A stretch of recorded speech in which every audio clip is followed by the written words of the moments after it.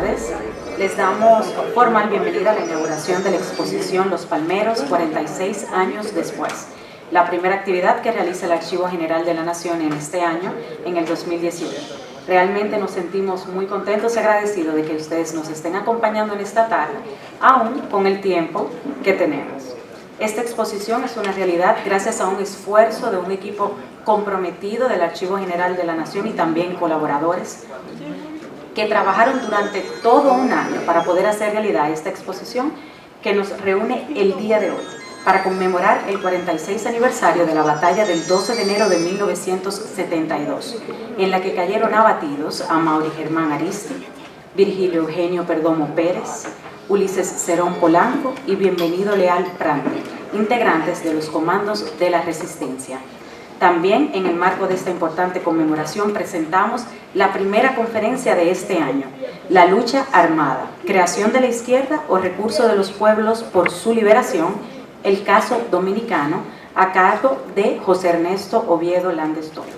Saludamos a los integrantes de la mesa de honor que nos acompañan en esta tarde, el doctor Roberto Casá, director del Archivo General de la Nación, Sagrada Bujosa Mieses,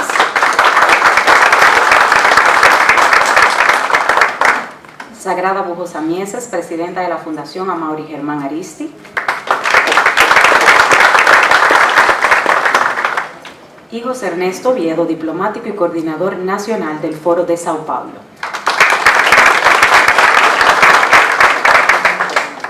De inmediato, para dar formal inicio a la inauguración de la exposición que hoy nos reúne a todos y que hasta ahora, por la lluvia, no vamos a poder disfrutar, recibamos al doctor Roberto Casá, director de este AGN.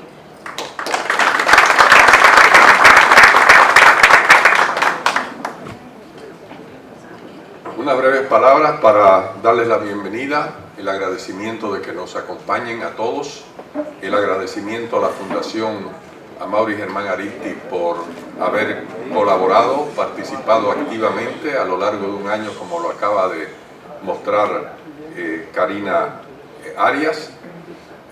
para hacer realidad esta importantísima exposición. Es una exposición de algo contemporáneo, de nuestra historia muy reciente, que hemos vivido de una u otra manera muchos, probablemente la mayoría de los que estamos aquí, pero que tiene un significado, quizás doble significado precisamente por ello, ya que se trata de un capítulo, la lucha de los revolucionarios del movimiento 14 de junio, sus derivaciones, una de las cuales fue el grupo, los comandos de la resistencia clandestina. Fueron momentos de gran heroísmo, de lucha revolucionaria, de lucha por la construcción de una sociedad mejor, y es de lugar, ya ha transcurrido un plazo de casi medio siglo, de que una institución responsable del cuidado, la difusión, la conservación de la memoria histórica nacional rinda homenaje a estos revolucionarios caídos que lucharon por un mejor país. Así que muchas gracias de nuevo y los dejo con la compañera Sagrada Bujosa.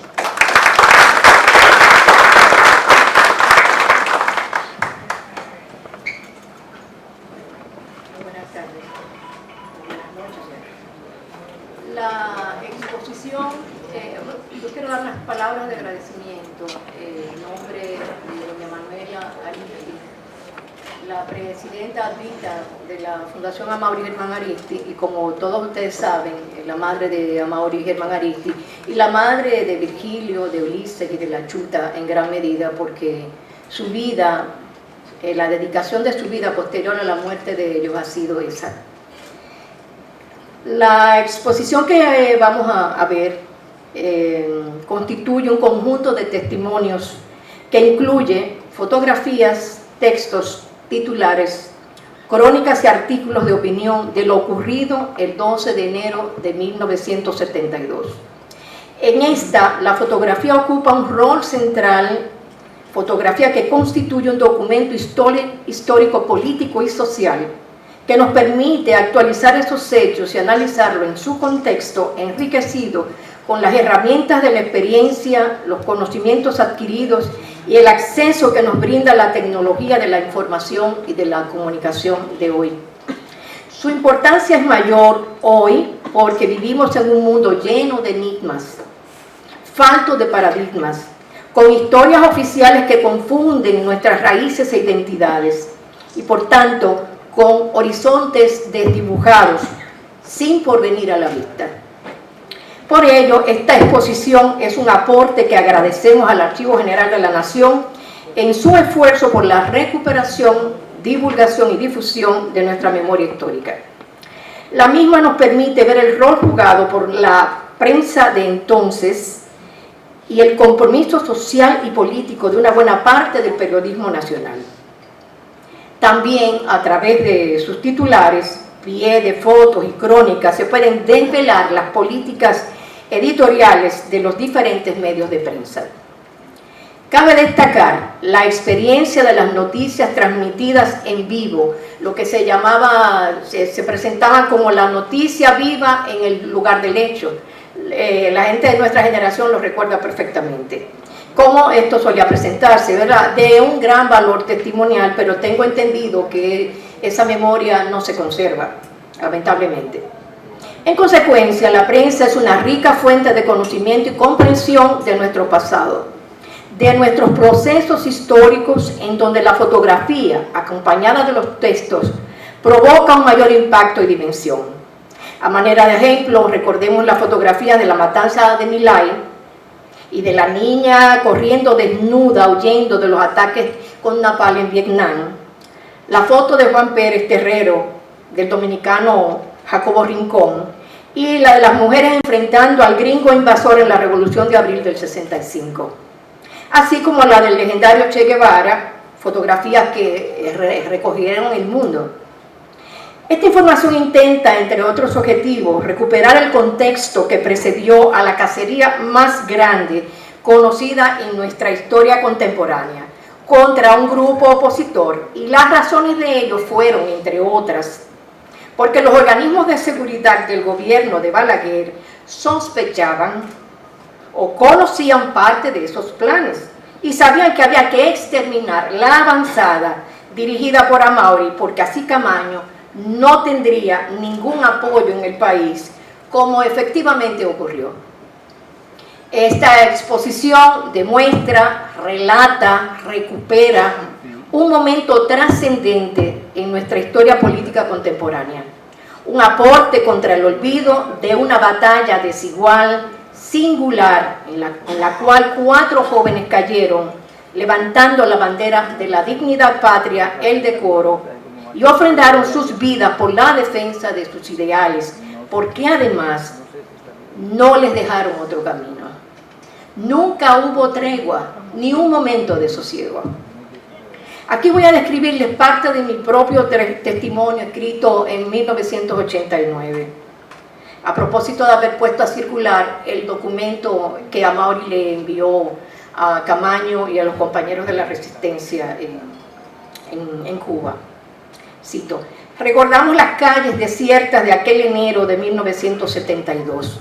a la gente asomada a las puertas con su pequeño radio transistor, escuchando las noticias no deseadas, pero esperadas, de un inevitable final entre la lucha de la fuerza del poder y la voluntad de defender los sueños.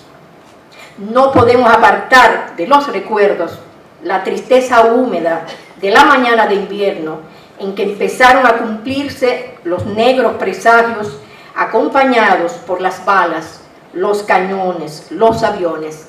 el fuego. Mañana, 12 de enero, conmemoraremos el Día de la Resistencia Heroica, en honor a 4 dominicanos que defendieron con su sangre sus ideales libertarios. Esta exposición es una voz que cuenta, relata, denuncia, demuestra con el poder de la verdad y de los hechos ocurridos que en este país, en el gobierno de los 12 años de Balaguer, no se respetaban los derechos fundamentales de los seres humanos y que defender los ideales podía costarte la vida. La batalla del 12 de enero de 1972 constituyó una derrota militar y política para las tropas regulares que participaron en esa operación de exterminio. Y la historia le tiene un lugar asignado a esos generales que adquirieron sus rangos y charreteras en la represión, la tortura, el abuso, los asesinatos, la historia le tiene una condena moral. Este merecido homenaje a Mauri Germán Aristi, a Virgilio Perdomo Pérez, Bienvenido Leal Prandi y Ulises Cerón Polanco, es un reconocimiento a los héroes y mártires desde nuestra independencia y la restauración, desde Cayo Confites, Luperón, Constanza, Maimón y Estero Hondo, la guerrilla de Manolo, la Revolución de Abril, Caracoles y el Coronel de Abril, así como los del 12 de enero de 1972, una siembra generosa que ha aportado con su sangre al proceso de construcción democrática de la República Dominicana. Para finalizar, quiero reiterar las gracias al Archivo General de la Nación, al equipo que trabajó en ella durante casi un año y especialmente a su director y gran amigo Roberto Casado. Ojalá esta exposición pueda convertirse en itinerante y pueda recorrer escuelas, clubes, asociaciones y barrios de nuestro país y logre contribuir a que nunca más esta historia se repita. Quiero despedirme con esta cita de Luis de Sebastián. Cito: con estas palabras no quiero juzgar a quienes colocados en una situación sin salida o que les parecía sin salida, fueron generosos y valientes para intentar lo imposible y lanzarse contra un enemigo al que apoyaba sin escrúpulos la potencia militar, entre comillas, más grande que vieron los siglos. Muchos amigos y alumnos míos sacrificaron su vida por un ideal imposible. Su sacrificio será siempre un testimonio de la generosidad de la juventud latinoamericana que debiera ser conocido y estimado en lo que vale. Muchas gracias.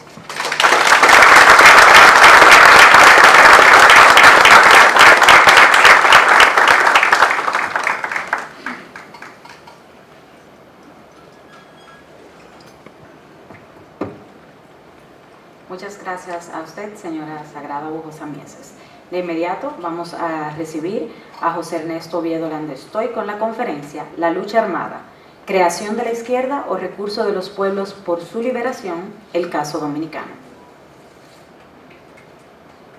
Buenas noches a todos y todas las presentes. Doy las gracias al Archivo General de la Nación y a la Fundación Amaury Germán Aristi, en la persona del doctor Roberto Casá, compañero de lucha estudiantil en la UEP y en las trincheras del honor de abril del 65 de Amaury Germán Aristi. Y doy las gracias a Sagrada Bujosa, compañero de vida, de lucha y de amores del inmenso Amaury Germán Aristi. Le doy las gracias por su invitación a participar como expositor de esta jornada con esta conferencia que he titulado La lucha armada, creación de la izquierda o recurso de los pueblos en su lucha por la liberación, el caso dominicano. Y sin más preámbulo, paso a desarrollar el tema. A modo de respuesta introductoria a la interrogante que le da nombre a esta exposición, quiero reafirmarme públicamente en el criterio de que el telón de fondo de todo conflicto o enfrentamiento, ya sea a niveles locales, regionales o globales, a todo lo largo de la historia, es el que se ha dado entre ricos y pobres, entre los de arriba y los de abajo, entre las clases dominantes y las oprimidas o subalternas. Esa realidad incuestionable es la que genera coerción y represión de unos y la indignación y la resistencia de otros. En la historia de las guerras y revoluciones, la lucha armada ha sido el recurso o el método al que recurren las clases y sus representantes políticos y sociales para dirimir y resolver sus contradicciones cuando estas han llegado a un determinado nivel de desarrollo. De esa concepción nace el criterio de que la política, de que la guerra es la continuación de la política por otros medios y la afirmación maoísta de que la política es guerra sin derramamiento de sangre, en tanto que la guerra es política con derramamiento, en tanto que la guerra es política con derramamiento de sangre. Los más disímiles procesos políticos desde la guerra de independencia de 1810-1830, que liberaron las colonias iberoamericanas del dominio de España y Portugal, así como la gesta independentista, separatista y restauradora, liderada por Juan Pablo Duarte y Gregorio Luperón, atestiguan la validez de la lucha armada como recurso para combatir las injusticias y desigualdades ancestrales, la falta de derechos, democracia y libertad, y conquistar el disfrute de la trilogía virtuosa de la paz, la democracia y el desarrollo. La política, como expresión de los intereses y aspiraciones de los distintos sectores y sujetos que están presentes en una sociedad, orienta y administra las distintas modalidades y formas de lucha que adquieren los conflictos de intereses, tanto bajo los regímenes de naturaleza dictatorial o autoritario, así como en los de carácter republicano y constitucional. De ahí que, a diferencia de las décadas del 60 y 70, y no obstante la complejidad, gravedad o intensidad de las crisis políticas y sociales y de la pervivencia de un conjunto de iniquidades y desigualdades de todo género, la lucha armada haya cedido su lugar a lo que podemos dar en llamar como una insurgencia cívica ciudadana. Está en pausa, no han muerto, porque no han muerto las plazas. Es por ello que afirmamos, sin temor a equívocos y sin renunciamiento, que la lucha armada como modalidad y recurso de la lucha política no ha sido, no es, ni será una creación de la izquierda, como gusta hacer creer y propagar a los enemigos y adversarios de esa corriente política de pensamiento, y sí la expresión de un fenómeno que esos mismos sectores tratan de ocultar y negar: la existencia de clases y de la lucha de clases, algo tan cotidiano y común como la existencia del sol y la luna, al decir de un sabio expresidente que vive en la República Oriental del Uruguay y que responde al nombre de Pepe Mujica. El triunfo de la Revolución Cubana inaugura una época de cambio en América Latina y el Caribe. En carta desde Caracas, de fecha 27 de febrero de 1961, el expresidente Juan Bosch le escribió al dictador general Trujillo lo que sigue: la atmósfera política del hemisferio sufrió un cambio brusco a partir del 1 de enero de 1959. Sea cual sea la opinión que se tenga de Fidel Castro, la historia tendrá que reconocerlo como quien ha desempeñado un papel de primera magnitud en ese cambio de atmósfera continental, pues a él le correspondió la función de transformar a pueblos pacientes en pueblos peligrosos. Ya no somos tierra sin importancia que puede ser mantenida fuera del foco de interés mundial. Ahora hay que pensar en nosotros y elaborar toda una teoría política y social que pueda satisfacer el hambre de libertad, de justicia y de pan del hombre americano. Y agregaba el profesor Bosch en su carta al dictador en ocasión del 117 aniversario de la independencia de la República Dominicana: en este instante histórico, su caso puede ser comparado al del ágil, fuerte, agresivo y voraz tiburón, conformado por miles de años para ser el temor de los mares, al que un inesperado cataclismo le ha cambiado el agua del mar por ácido sulfúrico. Y ese tiburón no puede seguir viviendo. En efecto, el triunfo de la Revolución Cubana inauguró una nueva época de cambio en todo el continente, dando lugar a nuevas ideas y prácticas políticas que contribuyeron al surgimiento de nuevos agrupamientos de izquierda que irrumpieron en el escenario político y social de los años 60 y 70, coexistiendo y también confrontándose con los partidos comunistas y socialistas que pululaban en todo el continente a partir del triunfo de la revolución bolchevique de octubre de 1917. Con su permiso, que le da obliga.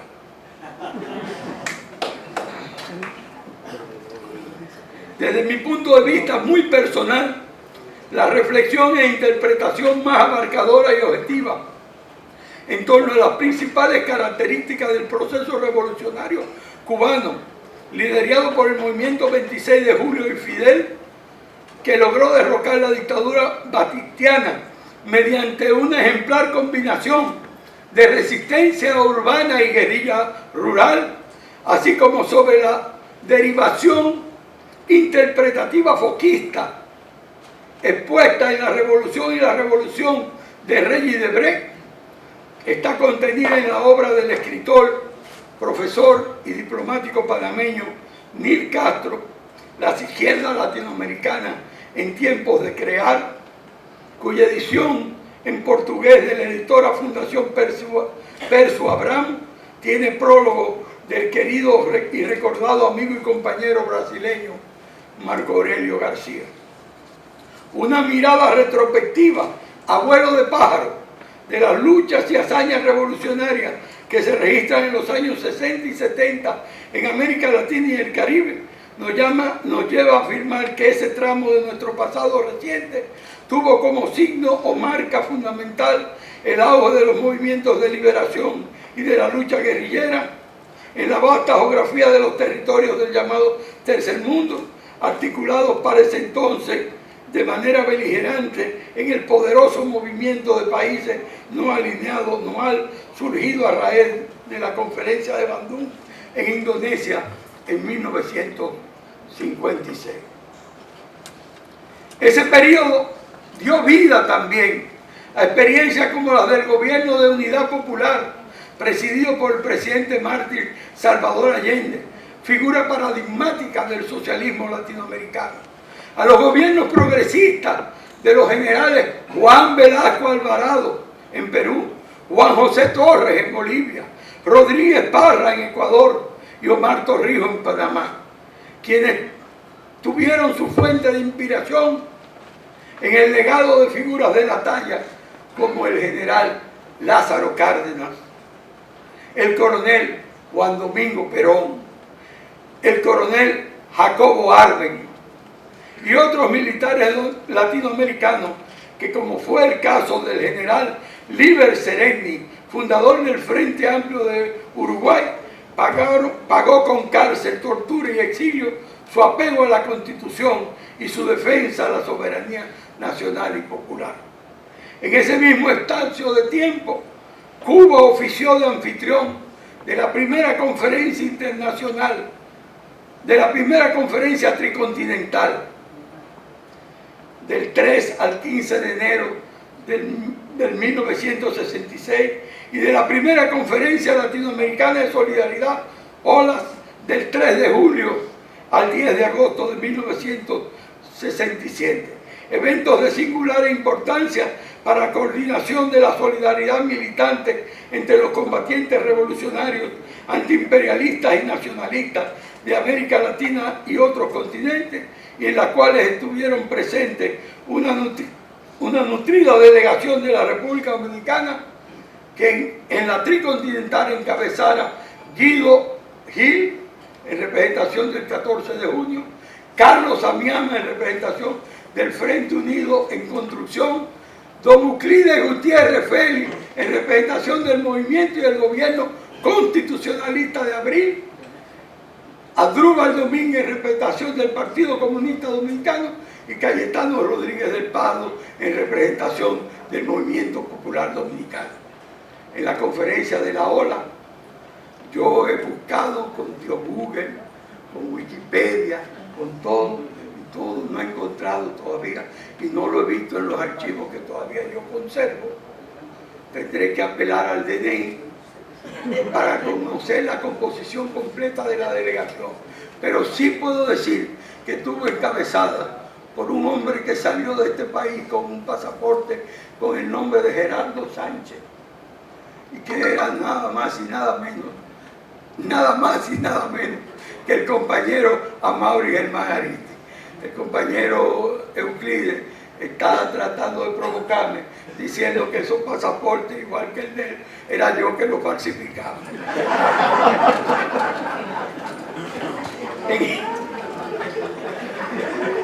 A solo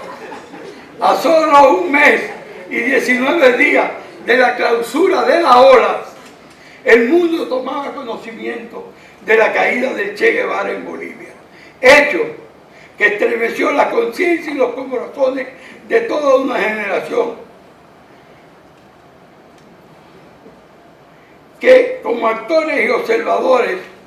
asistieron al más serio revés,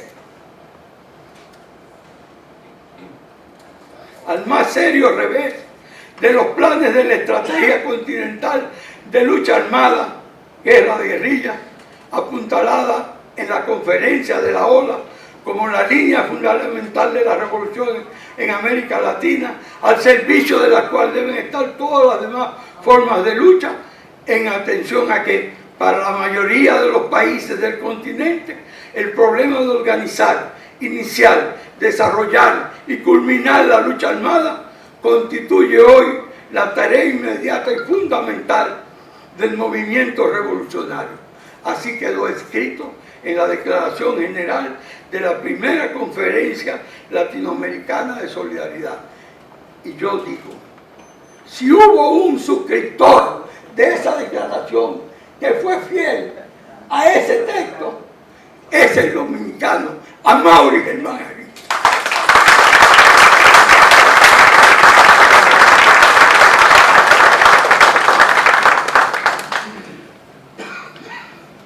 La magnitud a nivel continental de esa derrota solo es equiparable, guardada la distancia de tiempo y espacio, a la desaparición de la URSS y la desintegración del campo socialista a finales de los 80, definida por el presidente Vladimir Putin como la mayor catástrofe geopolítica del siglo XX. Dicho esto, me permito un paréntesis para tomarle la palabra prestada a un internacionalista de origen vasco que combatió en Nicaragua y en El Salvador, de nombre Yusuf Perales, que a propósito del 50 aniversario de la caída del Che, nos dice: hace 20 años me di cuenta que el éxito del Che Guevara no radica principalmente en sus importantes textos, en sus sugerentes tesis políticas, sino en su fuerza moral. Es él, el revolucionario en estado puro, el hombre utópico, el que lleva hasta el final la coherencia en la vida, el que más ha interesado históricamente a una multitud. Che, realizando su viaje iniciático en una motocicleta rumbo al leprosario de Venezuela. Che, dejando el poder en Cuba para arriesgar su vida en el Congo, un escenario lejano y complejo que desconoce. Che, muerto en Bolivia tras un desencuentro dramático con la realidad, dejándonos ese rostro crístico que parece una llamada a la humanidad. Son esos tres momentos los que sellan el abrazo entre decenas de millones de seres humanos y el hombre. Sin duda que era portador de muchas ideas, muchas brillantes, y era productor de teorías económicas interesantes y de enfoques innovadores. Pero todo ese arsenal es perfectamente discutible. Lo que resulta irrefutable de la figura del Che es su ejemplo. Ese detalle no hay quien lo discuta. Y eso mismo se puede decir de Amaury Germán Ariztí y sus compañeros de los países.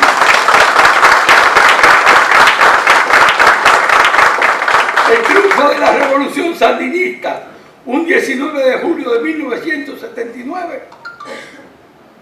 vendría a confirmar que la historia es un flujo continuo y que en ella no existen éxitos o fracasos definitivos, pues como nos enseña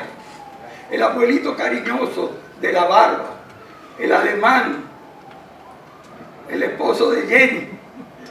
Carlitos, que hoy tiene más vigencia que hace 100 años atrás, en su obra El 18 Brumario de Luis Bonaparte, Bonaparte el Pequeño. Los hombres hacen su propia historia, pero no la hacen a su libre albedrío, bajo circunstancias elegidas por ellos mismos, sino bajo aquellas circunstancias con las que se encuentran directamente, que existen y que les son legadas por el pasado. Han sido esas circunstancias las que han determinado también las negociaciones y acuerdos que pusieron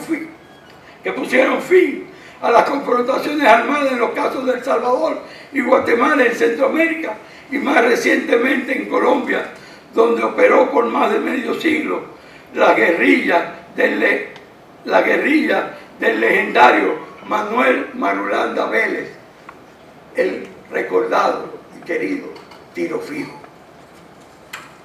La lucha armada y en el caso dominicano. Cuando la noche del 30 de mayo de 1961 un grupo de valientes ajusticiaron al tirano Trujillo, se daba inicio en la República Dominicana a un proceso de transición de la dictadura a la democracia, que en su primer lustro dio cuenta de dos importantes experiencias de lucha armada: la insurrección guerrillera del movimiento revolucionario 14 de junio en respuesta al golpe de Estado cívico-militar que depuso al presidente constitucional, profesor Juan Bosch, y que operó en 6 frentes guerrilleros rurales y un frente urbano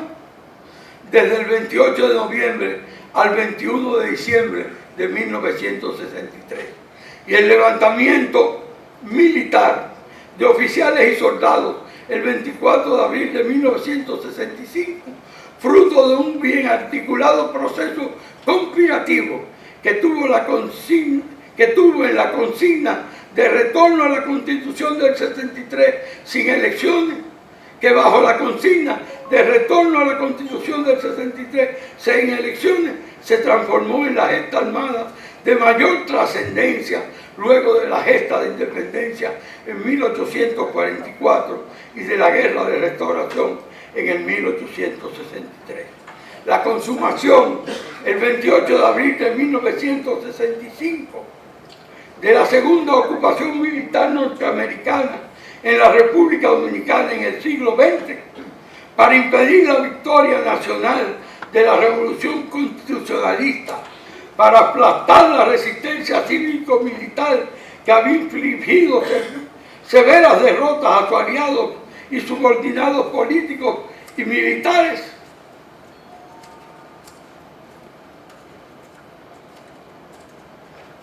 Escúcheme el ritmo, también son el calendario. Para defender con su propia presencia sus intereses vitales en una media isla a la que siempre han considerado y tratado como parte de su patio trasero. Esa intervención fue consona con la orientación presidencial del asesinado presidente John F. Kennedy, que a raíz de los acontecimientos de noviembre del 61 en República Dominicana señaló lo siguiente: en la República Dominicana, decía el esposo de Jacqueline y amigo de Porfirio Rubí, hay 3 posibilidades en orden descendente: o un régimen democrático decente, una continuación del régimen de Trujillo, o un régimen como el de Castro en Cuba. Debemos aspirar a lo primero, pero no podemos renunciar a lo segundo hasta que no estemos seguros de evitar lo tercero. La celebración de las elecciones nacionales fraudulentas que reinstalaron en el poder al doctor Joaquín Balaguer y la ejecución en todo el territorio nacional de una campaña de exterminio, sonsaca y división contra los partidos e individualidades civiles y militares que sustentaron la resistencia antigolpista y antiyanqui del 65, obedeció totalmente a esa lógica imperial. Los palmeros, comando de la resistencia, 46 años después. Esteban Viajaque, que está ahí. David, o el filósofo, como lo llamó Balaguer en su alocución del 4 de febrero de 1967, llegó a Francia en septiembre de 1965 para desempeñar las funciones de representante político del movimiento revolucionario 14 de junio en París. Durante su estadía en la capital francesa, contó con el apoyo político y logístico de un comité francés de solidaridad con la lucha del pueblo dominicano que presidía la doctora Monique Antoine y que incluía, entre otros, al cineasta Georges Mattei, que después filmó en República Dominicana el documental Fuera Yankee, a Jean-Michel Cribin y su esposa y otros nacionales galos que se habían destacado en las jornadas de apoyo y solidaridad a la resistencia del Frente de Liberación Nacional de Argelia durante la dominación francesa. Le correspondió recibir a los lesionados de guerra que el 14 de junio envió al exterior para recibir tratamiento en Hungría y en Francia. También acogió a las 3 delegaciones. En una de ellas estaba la compañera Sagrada y 5 compañeras más que visitaron la República Popular China en el año de 1966. En 1967 alojó en París,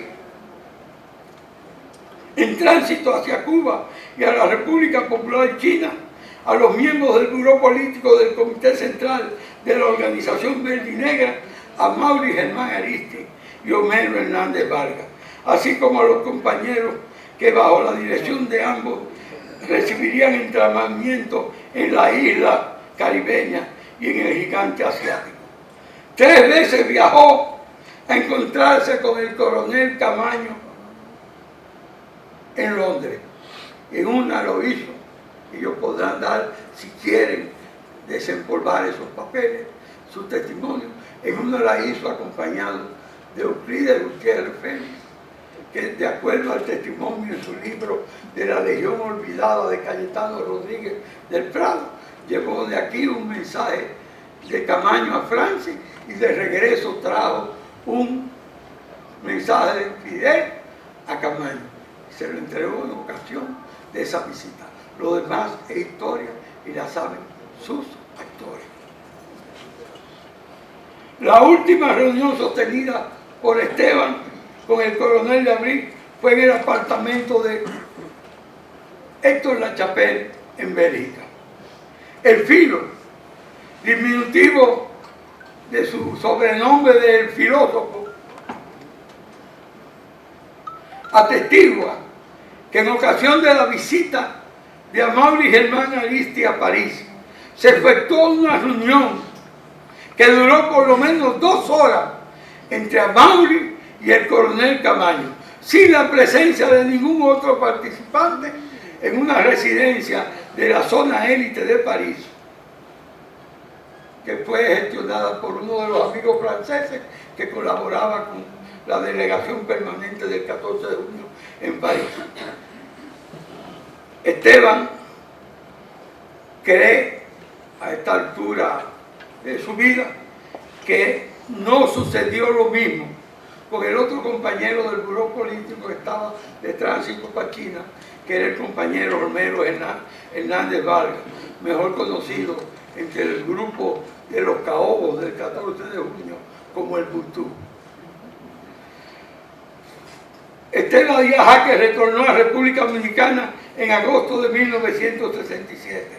y fue sustituido en su función de delegado representante del 14 de junio en París por el fallecido compañero Dante Sánchez. Pienso que este relato ayudará a toda la audiencia de esta noche a entender mejor la significación de la contextualización que en su carta testimonio dirigida a FIFO y a Román hiciera Amaury Germán Ariztí de los motivos y las razones que lo llevaron a integrarse a la formación de un nuevo movimiento revolucionario bajo la dirección del coronel de Abril, el comandante Román de Caracoles, al señalar que, si bien, cito a Amaury en su carta, si bien una parte de los palmeros arribó a ese país, Cuba, sin tener un criterio claro y correcto sobre la necesidad de la guerra, con la cabeza llena de tesis sobre el partido, la lucha ideológica y la polémica internacional, otra parte, la última en llegar, con Gerardo, llevaba ya desde nuestro país no solo la línea de guerra como política oficial del 14 de junio, sino además planes concretos para iniciarla, que luego los dirigentes del 14 de junio desertaron de esa línea, es harina de otro costal. Sin embargo, contrario a lo diseñado y planificado por esa dirección del 14 de junio de ese tiempo, los planes y proyectos para relanzar la lucha armada se vieron seriamente afectados por el mensaje que dirigiera a la nación el expresidente Joaquín Balaguer el 4 de febrero de 1967, poniendo en conocimiento de la opinión pública nacional e internacional, con lujos de detalle, la existencia, entre comillas, de un plan subversivo del comunismo internacional. Esa denuncia la hizo Balaguer sostenido en unos documentos que le fueron confiscados a un compañero que fue apresado en el aeropuerto cuando regresaba de París, y en el forro de su abrigo tenía esos documentos. Fue preso en Venezuela y los servicios de seguridad de Venezuela tramitaron todo ese expediente a República Dominicana. El incremento de la escalada represiva a nivel nacional golpeó severamente los planes cartocistas con la caída el 10 de febrero del 67 en las lomas de Ocoa de Orlando Mazara y posteriormente el 4 de mayo del 67 de los compañeros Luis de Peña Parry, Luis Parry y Reyes Saldaña. Otros dos elementos: el retorno al país del grueso del equipo enviado a China, portadores de ideas y propuestas, planes y proyectos diametralmente opuestos a la línea oficial prevaleciente hasta entonces, y por otro lado, el mantenimiento o retención, entre paréntesis yo digo, voluntaria o forzada, del equipo enviado a Cuba, contribuirían decisivamente al deterioro de la autoridad y la disciplina interna y fomentarían la confusión y la desconfianza en todos los niveles en el movimiento revolucionario 14 de junio. Esos factores dieron origen a unas circunstancias muy disímiles a las existentes cuando salieron del país los dos contingentes de cuadros y militantes cartocistas que a su retorno de su entrenamiento constituirían la fuerza o núcleo estratégico guerrillero responsable del relanzamiento de la lucha armada en las zonas de Ocoa, Padre la Casa y Bonao, profundizándose así la crisis de identidad y el proceso de disolución de la organización verde y negra, continuadora y abanderada del ejemplo y el programa de los expedicionarios de la raza inmortal del 14 y 20 de junio de 1959. La heroica hazaña del 12 de enero del 72 protagonizado por Amaury Germán Ariztí, Virgilio Perdomo Pérez, Bienvenido Leal Prandi, Ulises Cerón Polanco, entra en los registros de la lucha armada como se subraya en el considerando octavo de la ley que proclama ese día de cada año como Día de la Resistencia Heroica, como un combate singular, desigual e inédito en la historia de los enfrentamientos entre tropas regulares dominicanas, enfrentando a más de 2.500 efectivos militares y policiales, defendiendo con su ejemplo, con sus armas y con sus convicciones, sus ideales libertarios. Para mí será siempre un motivo de orgullo y honor haber compartido la militancia política revolucionaria en las filas del movimiento revolucionario 14 de junio, perteneciendo juntos al buró militar al lado de Baby Mejía, Homero Hernández y el Chori, y a otros compañeros que me reservo mencionar, pero le profeso el mismo respeto, admiración y confianza que a los que ya no están entre nosotros. Como escribiera hace 5 años, el 12 de enero del 2013, en el Diario Libre, al referirme al 12 de enero, buscamos encontrar juntos respuestas a muchas preguntas e interrogantes que todavía pueblan nuestros pensamientos en torno a una serie de hechos, escenarios y personajes que fueron protagonizados por nosotros mismos. No nos anima ni el odio ni el deseo de venganza, pero mucho menos el de tender un manto de olvido,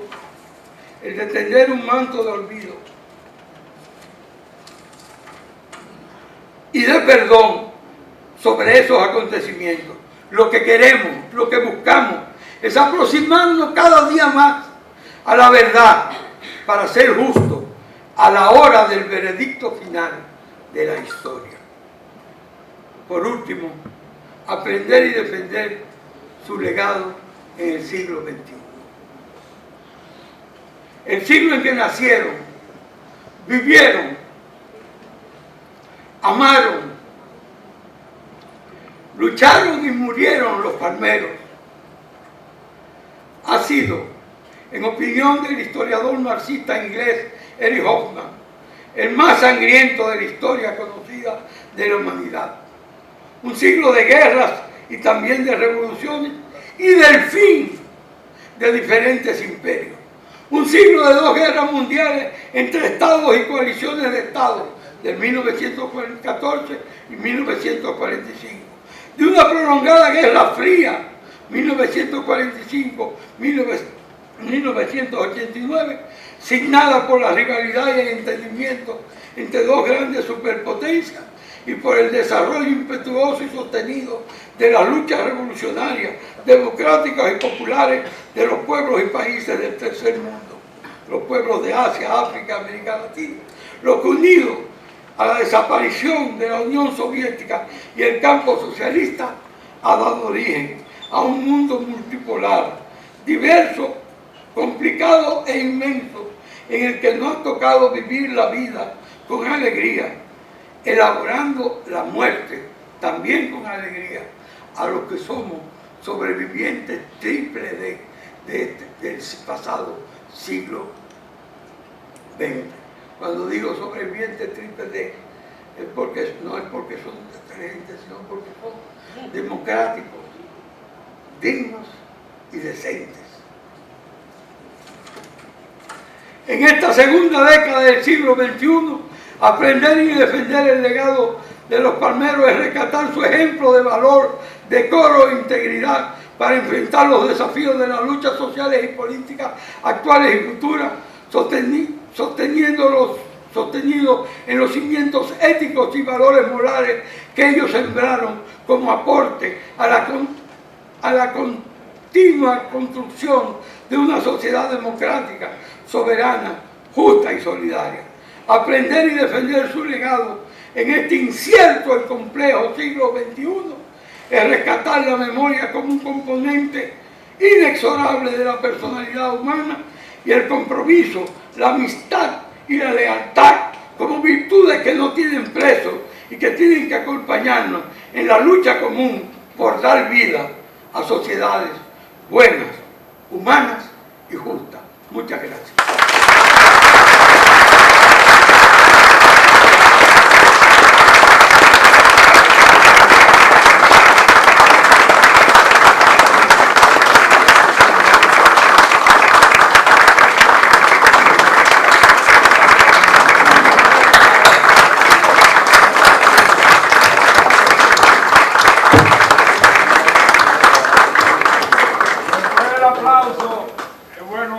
Guardar un minuto de silencio en memoria de los palmeros.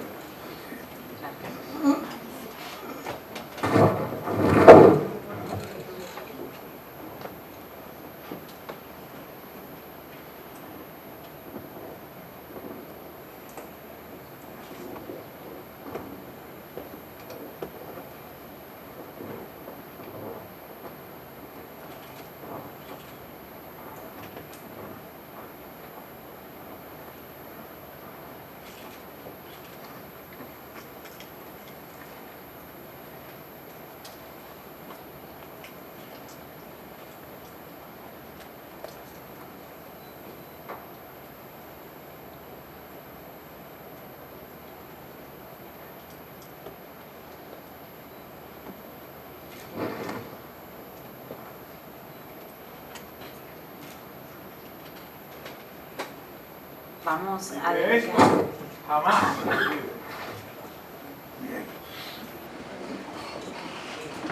vamos a dedicar unos breves minutos para 4 preguntas. En caso de tener preguntas, necesito por favor que levanten las manos para que se le pueda acercar el micrófono. Vamos a tratar de hacer preguntas, no comentarios muy extensos, en caso de que se presenten.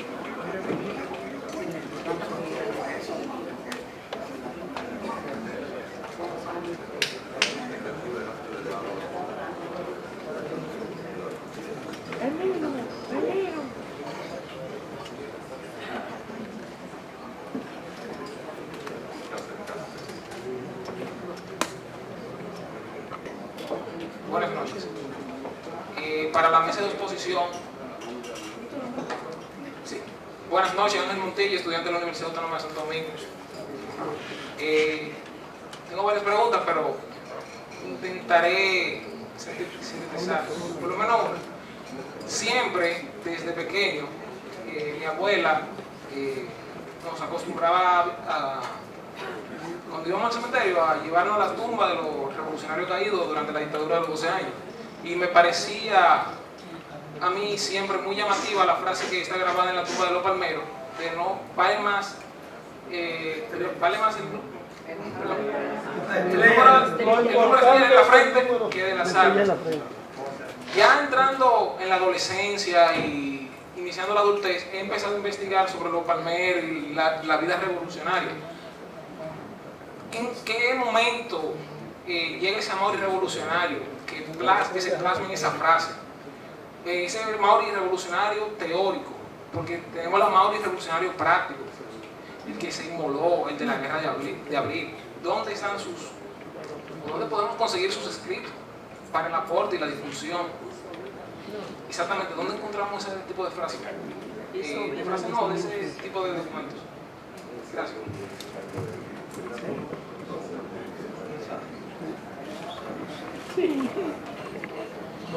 En el sentido siguiente, dado el contexto que ya de alguna forma u otra aquí se ha relatado, se ha expresado, la mayor parte de la producción teórica de Amaury se perdió, fue confiscada por la policía y o está en manos de la Revolución Cubana. O sea, por tanto, apenas, por ejemplo, personalmente, violentando medidas de seguridad, yo guardé 2 cartas que son muy importantes desde el punto de vista no solamente de su amor hacia mí y a la revolución, sino también que tiene elaboraciones teóricas. Igual se pueden conseguir algunos documentos públicos que Amaury escribió en el periódico El Nacional, en la revista Patria, bueno, más o menos, pero realmente también Amaury fue quien elaboró, yo no estoy segura si con participación de Virgilio Perdomo, el programa mínimo de los comandos de la resistencia dominicana. Y también elaboró un folleto que se titula La construcción del Partido Marxista-Leninista en República Dominicana. Esos son parte de los trabajos que yo conozco que fueron elaborados por él, y naturalmente el documento, que ya es un documento para la historia, que ustedes todos conocen. Amaury era una persona que conocía mucho la obra de Martí, y realmente la frase de lo que importa no es el número de armas en las manos, sino el número de estrellas en la frente, le corresponde a José Martí. Presidente, una cueva llena de estos vegetales, llena de muchísima inmundicia, y a mí me tocó llorar ahí, porque sentí que nosotros realmente no estamos haciendo lo suficiente por mantener el escenario donde ellos cayeron. Aparte del escenario donde fue la cueva, el monumento, cuando yo iba pasando buscándolo, yo no lo distinguía, porque no vi las estrellas, no vi el esfinge, vi todo eso también sin luces, bien detaltalado. O sea que nosotros, no es una pregunta, pero tiene que darnos vergüenza. Sobre la situación que tiene, sobre todo que tenía la cueva, porque han habido brigadas de voluntarios que la han limpiado, entre ellos Claudio Camaño, el hijo de Claudio, que es un colaborador muy cercano y muy bienvenido. Eso refleja en gran parte el deterioro, la degradación moral que hay en este país y la falta de conciencia histórica de las instituciones que tienen que velar por eso. El monumento está declarado como patrimonio municipal, histórico municipal de Santo Domingo Este, y realmente las autoridades no han respondido en las medidas de sus responsabilidades. Igualmente en la zona de la cueva fue abandonada solamente en la gestión de Jaime David Fernández Mirabal, cuando era ministro de Medio Ambiente. Esa zona estaba impecable, pero dolorosamente,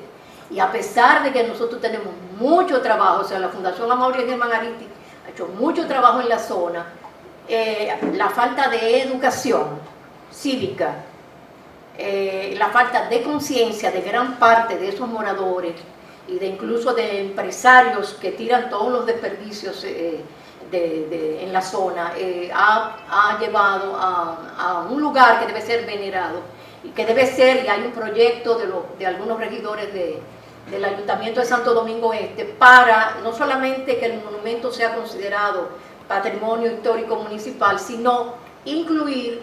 la cueva de manera formal, incluir la casa, que hay un liceo ahí, en donde los compañeros vivieron. Esa es la información. Nosotros como fundación estamos bregando diariamente. Hemos tenido apoyo, pero muy puntuales de algunas instituciones del Estado. Pero esa es lamentablemente la realidad. En este momento el monumento está muy limpio, muy organizado, y la cueva también. Gracias fundamentalmente al apoyo conseguido por algunas instituciones y al trabajo del Chino José y de Inga Méndez, que a decir de Carmen Rita Morera parece que tienen unas energías de quinceañeros que yo confieso que no tengo. Final de esta primera actividad del año 2018 del Archivo General de la Nación, les agradecemos nuevamente el aceptar nuestra convocatoria y les invitamos a visitar nuestra página web, seguir nuestras redes sociales para más información, AGNRD, o por favor, los que tengan un tiempito en la recepción, tenemos un formulario de inscripción para que nos dejen sus datos y podamos comunicarnos con ustedes y hacerle llegar todas las actividades que planificamos durante el año. Muchísimas gracias.